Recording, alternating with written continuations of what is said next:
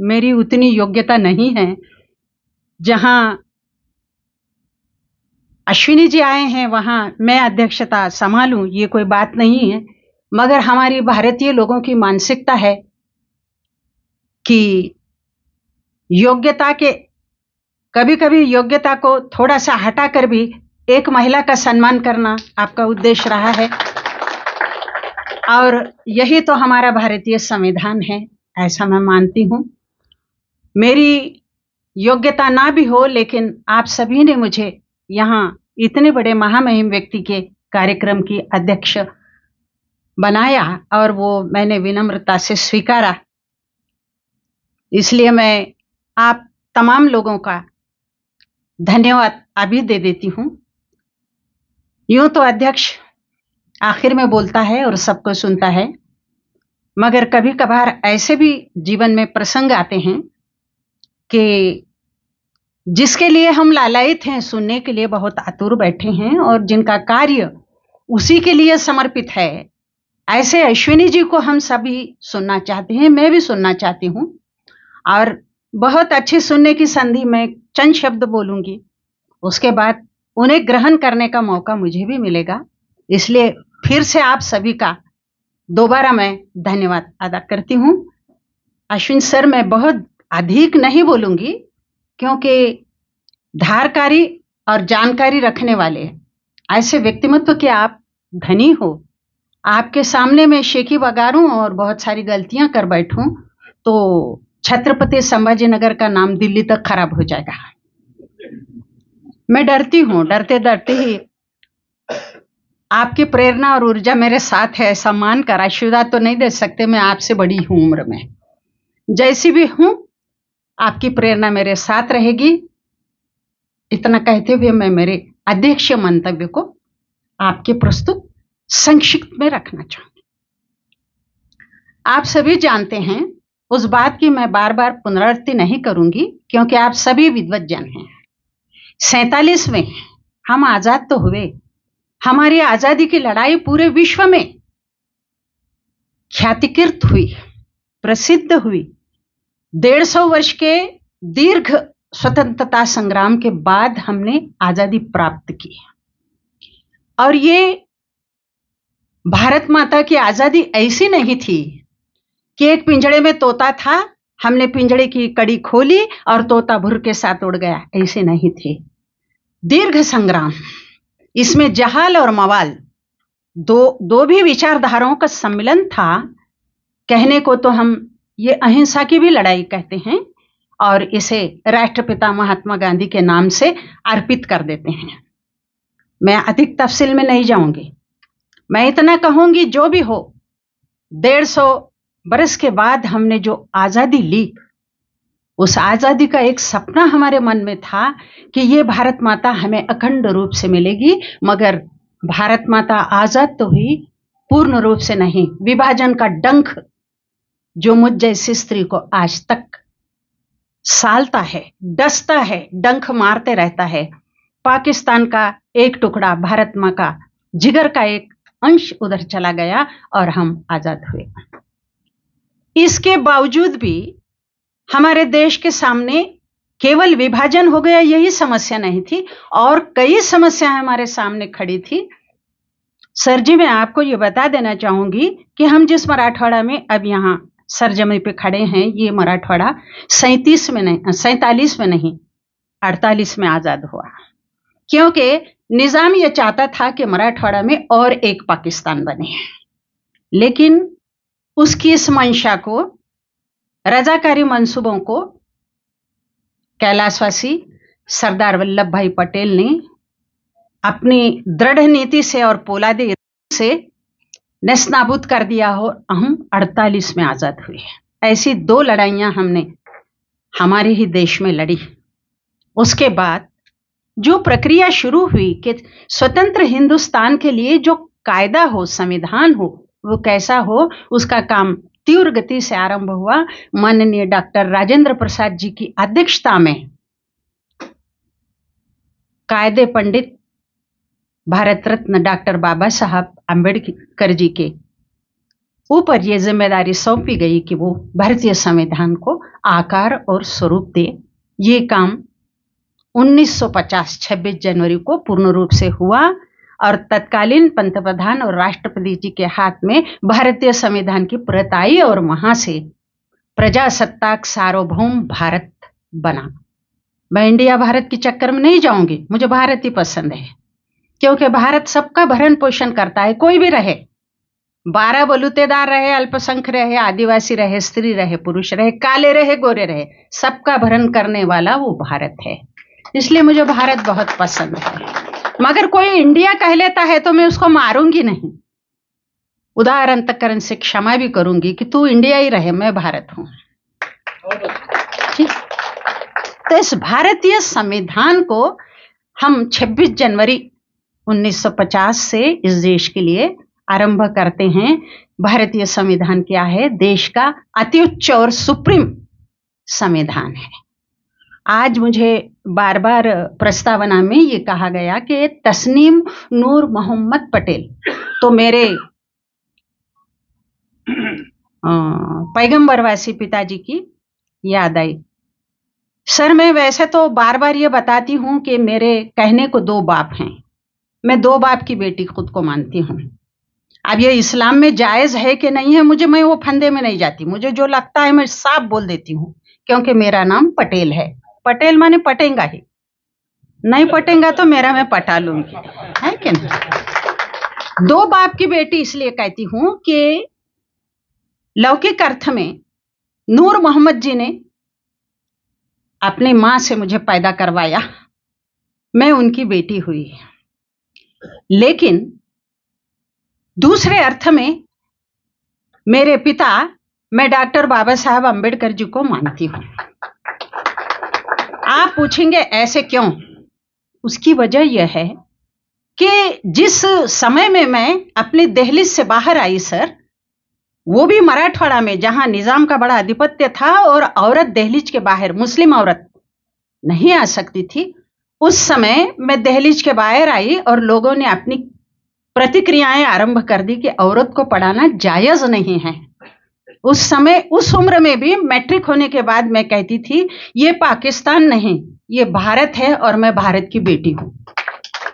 मैं पढ़ूंगी क्योंकि बाबा साहब ने आपको संविधान दिया है और सर्व रूप से सर्व स्त्रियों को समान अधिकार दिया है। उसके तहत आप मुझे क्या करना चाहते हैं मैं भी देखूंगी, तुम भी देख लें। कोई कुछ देखा नहीं सर, यहाँ के लोग बड़े भयभीत हैं, करते कुछ नहीं, चिल्लाते बहुत हैं। दुष्यंत जी कहते हैं ना, क्या हो गया है, अचानक चलते चलते लोग गाने के बदले चिल्लाने लगे हैं। चिल्लाना आजकल ज्यादा हो गया है। सर जी, मैं आपसे अनुरोध करूंगी कि संविधान के ध्येय और धोरण बताते समय आप इस बात पर भी गौर फरमाइए कि लोगों को क्या हो गया है। गलत सलत जो भी अवधारणाएं हैं पेरते जा रहे हैं। ऐसे समय आप दृढ़ रूप से खड़े हैं और भारत भर फिर रहे हैं संविधान की एक बाजू पकड़ करके। ये मेरे लिए बड़ी अभिमानास्पद बात है। हम सभी मराठवाड़ा के भाई बहन सदा आपके साथ रहेंगे और संविधान के भी साथ रहेंगे। तो यूं पढ़ते गए, लड़ते गए, बढ़ते गए, बाबा साहब के मारे ये होता गया और बाबा साहब का योगदान संविधान में सर्वोपरि है, ऐसा मैं भी मानती। ऐसा देखा जाए तो इतना बड़ा संविधान विश्व में कहीं भी नहीं है और इतना बड़ा देश भी शायद ही विश्व में कहीं होगा। और इतनी संस्कृतियां, इतनी सभ्यताएं, इतनी जात हमारे सिवा और कहीं भी नहीं है। मगर मुझे गर्व और अभिमान इस बात का है कि आजादी के 76 बरस के बाद भी लाख कोशिशों के बावजूद हमारे देश का और कोई टुकड़ा किसी ने होने नहीं दिया। जबकि हमारे पड़ोस में देखिए 60-65 साल के भीतर में ही बांग्लादेश पैदा हो गया। इसका कारण यह है कि हम संविधान पे पूरी निष्ठा रखते हैं, सार्वभौमिक सत्ता पर हमारा पूर्ण विश्वास है और उसी का जतन करना हर भारतीय नागरिक का कर्तव्य बन जाता है। और कर्तव्य करते समय हमारे को संविधान ने बहुत कुछ अधिकार भी प्रदान किए हैं। सर, विस्तार से आप इस पर बोलोगे ही, मेरा उतना अधिकार नहीं है। मैं इतना ही कहूंगी कि दूसरे महायुद्ध के बाद विश्व की कई राज्य घटनाओं में बड़े उलटफेर हुए। मैं यूं कहूंगी कि संविधान जो है वहां के, उनमें बदलाव भी आए। अभी तक तो हमारे पास बदलाव नहीं आए, इसलिए नहीं आए कि जो है उसको हमने अभी स्वीकार लिया है, रचा बचा लिया है। लेकिन मैं ये कभी कभी सोचती हूं कि संविधान बदला तो नहीं है, मगर 100 से अधिक उसमें बार बार सुधार भी हुए हैं, और ये सुधार अत्यावश्यक हैं। जैसा समय बदलेगा, मांगे बढ़ेंगी और कुछ आपातकालीन स्थितियां आ जाएंगी, तब उसमें बदलाव होना अनिवार्य है। बदलाव होना ये जीवंतता की निशानी है। हमारा संविधान जीवंत है, इसका हमारे पास ये प्रमाण है। हमारी संप्रभुता जो है, संप्रभुता जिसे हम कहेंगे, वो दो रूप की होती है। एक नागरिकों की भी होती है, एक बाह्य शक्ति के रूप में भी होती है। इसमें हम परिपूर्ण हैं और उसका पालन कर रहे हैं, इसलिए कोई बखेड़ा हमारे पास ज्यादा नहीं होगा। फिर भी मेरे मन में कभी कभी सवाल उठते हैं कि संविधान में सब कुछ दिया गया है, न्याय, स्वातंत्र्य, बंधुता, समता, ये 4 उसके स्तंभ हैं, और अधिकारों का उस पर छत भी है। सब कुछ अच्छा अच्छा चल रहा है। लेकिन कभी कभी ऐसा भी कभी कभी समय आ जाता है कि हम कहते हैं कि ये कुछ गलत चल रहा है। मेरे भी मन में ऐसे सवाल उठते हैं कि कुछ गलत कभी कभार चल रहा है, कैसे चल रहा है। तो संविधान में ये कहा गया है कि स्त्रियों के लिए समान कायदा आना चाहिए, संविधान में है। जब हम संविधान को नहीं मानते, हम माने हमारे समाज का प्रतिनिधित्व कर रही हूं, हम ये कहते हैं कि हम संविधान नहीं मानेंगे, हम शरीयत मानेंगे। कभी कभी सवाल ऐसा आ जाता है कि आपकी बात को मजबूरीवश कोई स्वीकार लेता है, तब हम कहते हैं कि यहां शरीयत नहीं, संविधान के तहत हमें अधिकार मिलना चाहिए। हमारे देश के कुछ नागरिकों की स्थिति बेपेंदे के लोटे के जैसी हो गई है। कभी इधर लुढ़क जाते हैं, कभी जिसमें हमारा हित है वहां हम शरीयत को पकड़ लेते हैं, जिसमें हमारे को समान अधिकार की बात आती है तब हम संविधान का विरोध करने लगते हैं। ये नहीं होना चाहिए। 75 सालों के बाद इस पर मंथन चिंतन होना। सर, मैं आपसे गुजारिश करूंगी कि आप इस पर जरूर कोई रास्ता निकालेंगे। मुझे ऐसा लगा आपको देख के कि ये बंदा हमारे लिए ही आया है, ये जरूर कोई रास्ता निकालेगा। मैं संविधान उलट फेर दे नहीं बोल रही हूं, मगर ऐसी जो निजी स्वार्थवश भावनाएं हैं उसे कहीं ना कहीं तो लगाम, कहीं ना कहीं अंकुश तो देना जरूरी है। बात खराब है सुनने वालों के लिए, जिनको ये खिड़की बंद होती है मस्तिष्क की, उनके लिए मेरी बातें खराब लगती हैं, मगर मैं जो कह रही हूं वो दूरगामी परिणाम को ध्यान में रखकर कह रही हूं कि आओ सब अपने देश से जुड़ जाओ। हमारा अब कोई देश नहीं, आपके सिवा हमारा कोई नहीं, हम यहीं के बाशिंदे हैं, हम यहीं रहेंगे। तो ये सारी सुधार की प्रक्रियाएं भी हमें स्वीकारना ही होगा। हम क्यों इस देश में रहकर ऐसा करते हैं कि ये हमारा नहीं है, ये शरीयत क्या होती है। एक जमाना ऐसा था, मैं कहती थी कि कुरान को जितना पढ़ो उतना संविधान को पढ़ो। तब लोग बोलते थे, अरे ये तो कितना कुफ्र बोल रही है, नालायक है ये तो, काहे को कुरुंदकर ने इसे पढ़ाया। कुरुंदकर माने मेरे गुरुवरी आदरणीय नरहर कुरुंदकर जी की मैं बात कर रही हूँ। क्या सिखा दिया, काफिर बना दिया। आज वही लोग चीख चीख कर कह रहे हैं कि संविधान के तहत हमें अधिकार दो। तो उन्हें संविधान के तहत जरूर अधिकार दिलवाइए सर, मगर परिवर्तन की ढांचे में रहकर, उसकी रूपरेखा में रहकर। जैसे कि आरक्षण की बात संविधान में आती है कि आरक्षण बाबा साहब जी ने दिया, इसलिए दिया कि ये 5 उंगलियां एक जैसी नहीं है, निसर्ग का नियम है। लेकिन इस उंगली को इस उंगली के बराबर लाने के लिए, उनकी आर्थिक विपन्नता को दूर करने के लिए, सबके साथ दौड़ने के लिए उन्होंने संविधान में आरक्षण दिया। मगर कुछ लोगों ने यह समझ लिया कि अब आरक्षण तो मेरी बपौती है, मैं तो मरते दम तक आरक्षण लूंगा। ऐसा नहीं ना होता।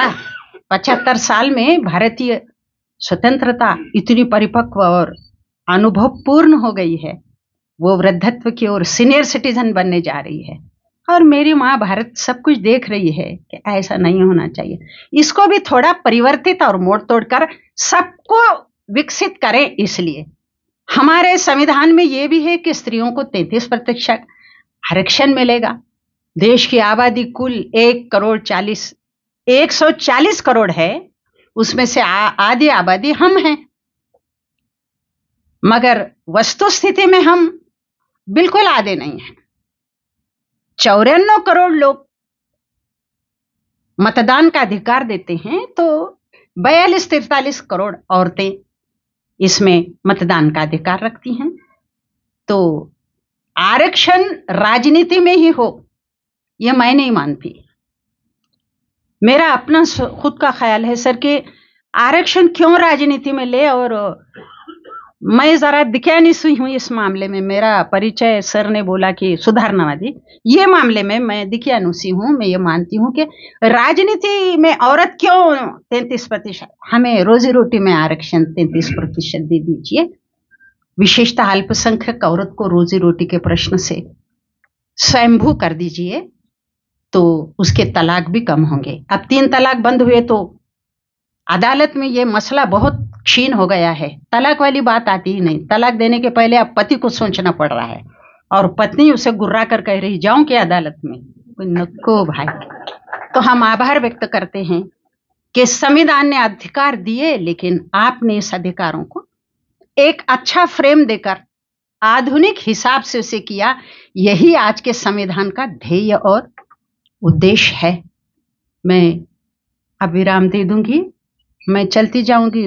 सर पर औरत होने के नाते ऐसा नहीं करूं कि एक बार लग गई तो सर का अधिकार छीन लिया, फिर सर बोलेंगे 33% में बैठ जाओ।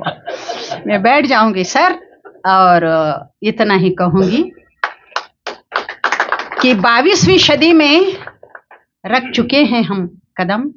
हे भारत माता, मिटा दे हर सभी के गम। जय हिंद, वंदे मातरम।